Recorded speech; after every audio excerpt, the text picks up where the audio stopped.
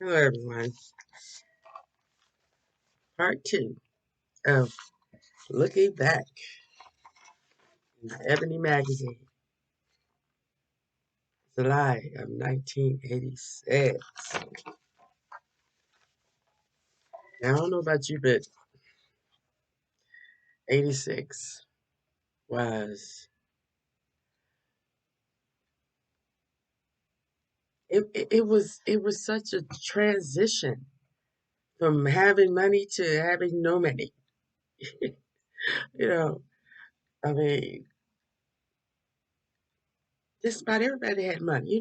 Parents working at these factories and uh, you know, um, it was a lot of black owned businesses. Uh, we was going to school. We was being educated. We was learning stuff about everything. We had home economics. We was learning how to plant food. We was learning welding, wood um, building, and it was beautiful. It was just beautiful. And then crack cocaine came on the scene, and it just like a wildfire. It just took the money. It broke up families, um, which we have not recovered yet, and we're not going to recover until we um, recognize it. You know, I ask to this day, why do we still have crackheads? Why are people still smoking crack? Come on, that was an '80s drug to me. Just like people are still. Well, I see, I'm not out there no more like I used to, so I don't know. I don't know. Um, I don't know why people still using these drugs, especially with the overdoses. Come on. And I know it's hard, you know, but come on, sooner or later, you got to wake up and like, wait a minute. I don't want to be a statistic. Is this high worth dying for, going to jail for, suffering for? Because a lot of time you you be getting high, and just like an alcoholic, I'm not gonna drink no more. Somebody, I'm not gonna smoke no more. But then a day later, that that weakness comes over you. You know you shouldn't do it, and you don't know it might be your last time. And with all these fentanyl deaths, they put fentanyl in everything. I mean, that would scare me. But we're gonna talk about something nice. We're gonna talk about they have an article, you know, under backstage, and it's just talking about the fashion fair cosmetics. And it's sold only in leading departments like Neiman Marcus, Carson Perry Scott and Company, Dillard's, Bloomingdale's, Marshall Fields, the Broadway stores, the May Company, and Macy's. Fashion Fair is so much in demand that it's among the top 10 in sales throughout its markets and ranks in the top 3 in some 14 major stores.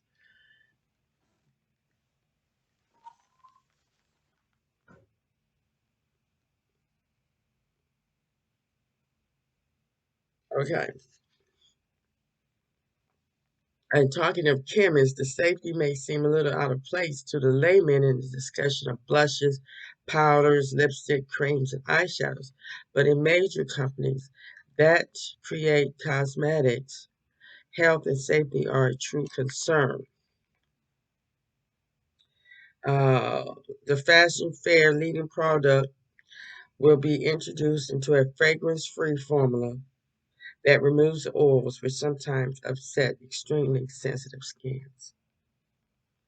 And because Fashion Fair is a quality product, it has not been difficult for the company to retain major and important outlets. When Fashion Fair decided to enter the European market in Great Britain, company officials decided that just as in the US, the outlets should be only the top British department stores. Today, Fashion Fair is carried by Harrods, Selfridges, and Dickens and Jones. Wow.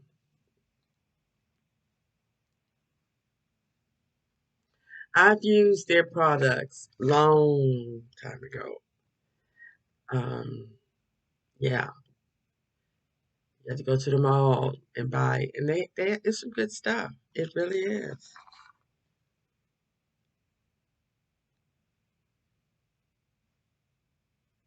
And another tribute to the quality of the Fashion Fair cosmetic comes because of their widespread acceptance by the U.S. Armed Forces.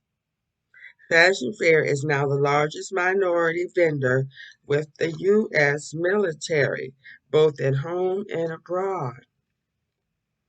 Hmm. It is, you could buy it in their, on base, in their commissaries, you can buy the Fashion Fair products. Wow, that's really nice. Hands up for Fashion Fair. Let me see. Oh, remember this?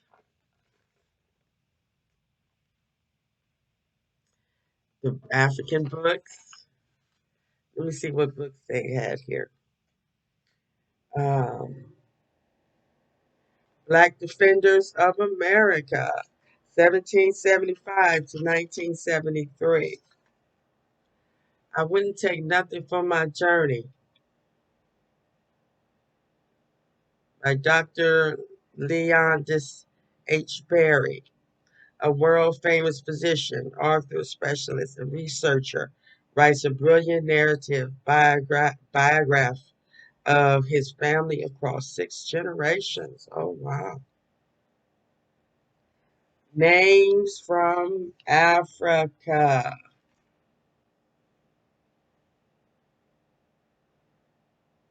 Oh, it's a dictionary that gives the meaning of African names.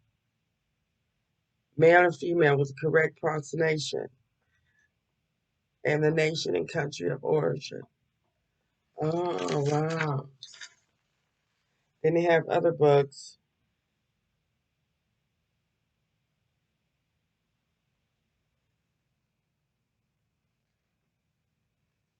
Dances of Haiti, Water Girl, the African American short story. Hmm. The Making of Black Revolutionaries.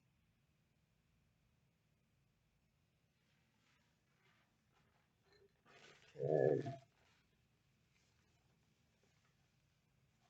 Absolutely. Uh, okay. In this Ebony magazine, we have something on friends.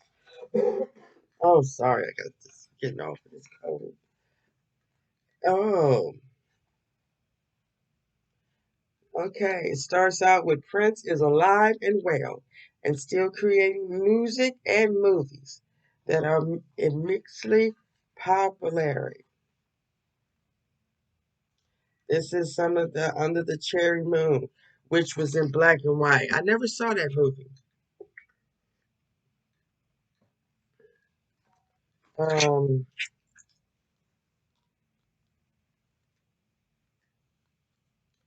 let me see.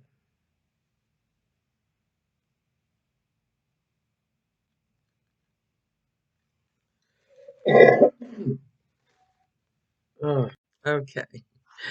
All right. They have this Ebony interview with Prince. Okay, and it may be pretty interesting to read. It's pretty long,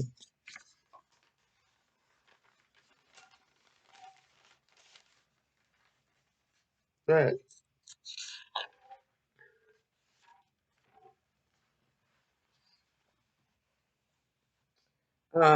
okay.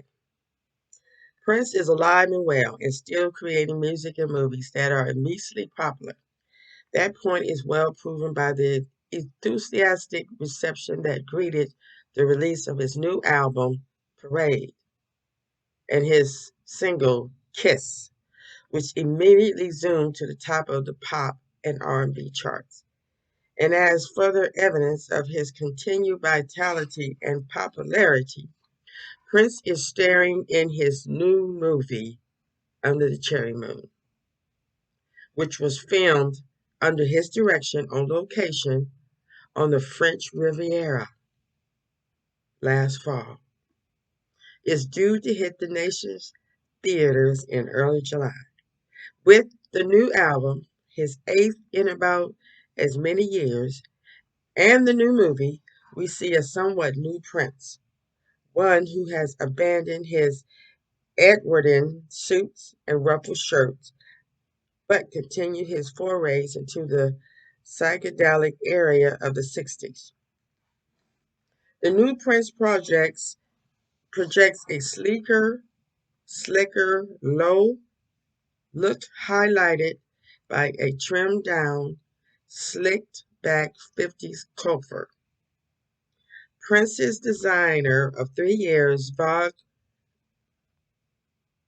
Cherry, says his client's new look features psychedelic fabrics, bold graphic prints, and plenty of midriff exposing tops. And yes, there will be still those tight, hip hugging pants. Some of these fashions will be seen in Under the Cherry Moon. Prince portrays the lead character, Christopher Tracy, who, along with his best friend, Tricky, as Jerome Benton, goes to the south of France to find fame and fortune. When Christopher actually finds his love in a lot of trouble when he meets Mary Sharon, the daughter of a wealthy shipping magnate. Brit- British actress Christine Scott Thomas makes her film debut as Mary Sharon, a role that originally was to be played by Prince's real life love, Susanna Melvana, lead singer in the now defunct group, The Family, and twin sister of Prince guitarist Wendy Melvana. However, after initially filming, Prince decided that Suzanne was more talented at singing. In an unusual move, Prince, who had given only one interview in 3 years, invited Lynn Normant, senior staff editor of Ebony, to interview him on the movie set in Nice. On the day that she arrived, they were shooting a night scene. During the break at 10 p.m., the writer was summoned to Prince's dressing room camp. He closed the door behind her, shutting out the small crowd outside. Inside, there was no managers, no girlfriends, no groupies, no bodyguards, just Prince. The camper was of average size with no particular luxuries. Personal items were flung about. In the closet to one side hung the flowing wrap-around cashmere coat that he had worn in the scene a short time before. A cushiony sofa was opposite the door, onto which was thrown a purple patchwork quilt. After mentioning, After motioning For Miss Normat to sit on the sofa, Prince settled into an elevated swirl makeup chair. He was still dressed as Christopher in white silk pajamas like outfit with loose fitting shirt and white high heeled ankle boots. His hair was slicked back, his smile was warm, his eyes charming, his voice low and sexy. There was a spiritual aurora about him. After assisting the writer with her tape recorder, the conversation began. Okay, Prince, our interview with Prince. Ebony, you said that you and your father, John Nelson, talked a lot about women and music. What advice has he given you, Prince? Real basic stuff as far as women are concerned, like don't get married until you are in love and don't have children until you'll get married. I've taken heed to that advice so far on music. He just does what I do. He's different. He preaches all the time. Strive to be different. It's okay to be different. Ebony, what are the similarities between you and your father? Prince, we have the same hands. We have the same dreams. We write the same lyrics sometimes. Accidentally, though. I'll write something and then I'll look up and he'll have the same thing already written. Ebony, that close. The same music? Prince, he seems to think so. The lyrics we write are similar, the same thing. With the music, we are a lot different. Our personalities are a lot alike, but his music is like nothing I've ever heard before. It's more complex. A lot of beautiful melodies are hidden beneath the complexity. That's why it takes me to pull all that out. That's why we work so well together. My melodies are a little different from the way he does them. It's a little stricter with melody. For example, The Ladder from Prince's seventh LP, Around the World in a Day. He wrote the chords for that, but it had a little faster, a little bit more on the top hand. I just took the chords and gave it a simple melody on top. Ebony, you and your father co-write The Ladder?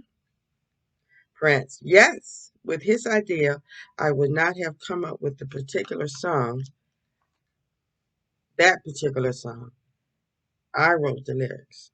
Ebony, the song has a lot of spiritual overtones. Do you see yourself as a spiritual person? Prince, as far as my music is concerned, I have no reason to lie. At this point, I have nothing to gain. I've made some money and basically goes back into my craft and the people I surround myself with. We try to do a few things for people in need and whatever, but that is not something you speak on. You do it because it helps you to sleep better. Like I said, there's no reason for me to lie at this point. When I first did interviews, the main thing I stressed was that I've always been a very honest in my approach, whether it's with lyrics or music. I just want people to realize that I'm still like that, if not more so. It is important that you believe in yourself. I do musically.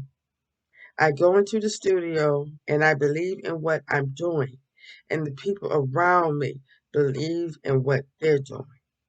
It's a group effort and it's very fulfilling. Ebony, when you say group effort, you are referring to the revolution? Prince, all of us, we help one another. There's a real heavy competition thing that's good and healthy. We're like four little gangs. My band, Sheila E., The Family, which has now disbanded, and Maserati. There used to be Vanity Six, and The Time, it was the same thing. Vanity changed members and became Apollonia sect, but now they are defunct. Ebony, are you still friends with Apollonia? Oh, yes, says Prince. She is one of the sweetest people I've ever met. Okay, I'm going to stop now, but I'm going to continue later and finish up this interview with Prince. Prince. All right. Thank you for listening. Have a good and wonderful, prosperous day.